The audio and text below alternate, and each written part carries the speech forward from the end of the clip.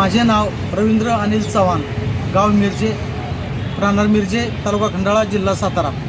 मी 12/12/2022 ते 21 जून 2024 या दरम्यान मी आनंद डिफेन्स कंपनीमध्ये, आनंद डिफेन्स सिस्टीम प्रायव्हेट लिमिटेड या कंपनीमध्ये मी HR मॅनेजर म्हणून काम करत होतो।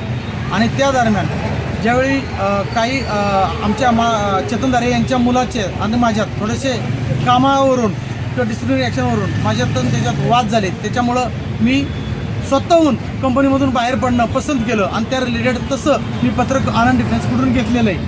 आणि मी बाहेर पडल्यानंतर 2 ते 3 महिन्यानंतर त्या कंपनीतल्या व्यवस्थापनाने काही ऑपरेटर, काही कामगार वर्गाला, 2-3 कामगार वर्गाला त्यांनी कामावरून निलंबित केलं, ऑन द स्पॉट कामावरून काढून टाकलं। आणि ती जॉब सिक्युरिटी याचा विषय असल्याकारणाने तेथील कामगारांनी एकजूट होऊन तिथं युनियन केली। आता मी बाहेर पडले त्याच्या अगोदर 3 महिन्यापूर्वी मी बाहेर पडलो होतो आणि त्याच्यानंतर 3 महिन्यानंतर युनियन झाली। युनियन झाले असताना मालकाचा माझ्यावरती आरोप होता। मालकाने मला समोर बोलवून घेतलं, माझ्या घरी आले, मला पुण्यामध्ये बोलवून घेतलं आणि तिथं मला काही पैशाची अमाऊंट, रकमेची अमाऊंट देऊ पाहिली की तुझी ती पोरं ऐकण्यातली येतं, तर तू आम्हाला युनियन तोडायला मला मदत कर। परंतु मी कंपनीत नसताना मी ते करू शकत नव्हतो। ते त्यांना मी स्पष्ट सांगितलं की माझ्याने ते शक्य नाही, तुम्ही तुमच्या पातळीवरती ते करून बघा। त्यानंतर मला 27 ऑगस्ट 2024 रोजी त्यांनी मला व्हॉट्सअप कॉल करून मला धमकी दिली, जर तू आम्हाला मदत नाही केली तर तुझं करिअर पूर्णपणे आम्ही बर्बाद करू आणि लोकांना खोटं नाटं सांगून आम्ही ते उद्ध्वस्त करून देऊ। त्या रिलेटेड मी 28/8/2024 रोजी मी पोलीस ठाण्यामध्ये त्यांच्या विरुद्ध मी खोट्या आरोपात मला गुंतवण्याची धमकी दिल्याबाबतची मी तक्रार दाखल केली। त्याचा राग डोक्यात धरून त्यांनी त्याच्यानंतर मी जिथं नवीन कंपनीत मी जॉईनिंग करेल तिथं त्यांनी आमच्या कंपनीमध्ये ह्या माणसाने युनियन केलेले, ह्या माणसाने शशिकांत शिंदेला आणलेलं आहे, ह्या माणसाचं कॅरेक्टर, ह्या माणसाचं चरित्र, असं ह्या गोष्टीचं गलिच्छ माझ्यावरती आरोप करून त्याच्यानंतर 3 ते 4 कंपन्यांनी माझी नोकरी घालवली।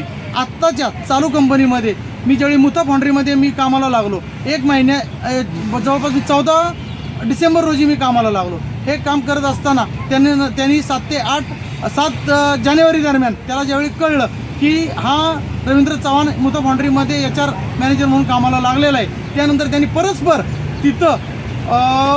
तिथले CEO श्री गोसावी सर यांच्याशी स्वतःहून संपर्क साधून त्यांनी बरेचसे काही गोष्टी माझ्या ह्या अँगलनी माझी बदनामी केली, सांगितलं।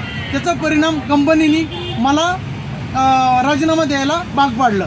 परंतु हे करत असताना मला कंपनीच्या CEOनी मला सर्व त्यांनी केलेलं चॅटिंग, त्यांनी केलेले फोन कॉल स्वतःहून करतोय ह्या गोष्टीचं मला त्यांनी दाखवलं। त्यावेळी माझ्या लक्षात आलं की आनंद डिफेन्स कंपनीचा मालक चेतन दारिया गेले 2 वर्ष झालं माझं अशा पद्धतीने मला बर्बाद करण्याच्या हेतूने ह्या पद्धतीने असं माझ्या नोकऱ्या घालवतो या आणि ह्या ज्या माझ्या नोकऱ्या जात आहेत त्यामुळं मी त्यांच्यावरती शिरोळ पोलीस ठाण्यामध्ये त्यांच्यावरती गुन्हा दाखल व्हावा, माझं आर्थिक नुकसान केलेलं आहे, मला आत्महत्येला प्रवृत्त केलेलं आहे, असे अनेक गुन्हे दाखल त्यांच्यावरती करण्यात यावेत।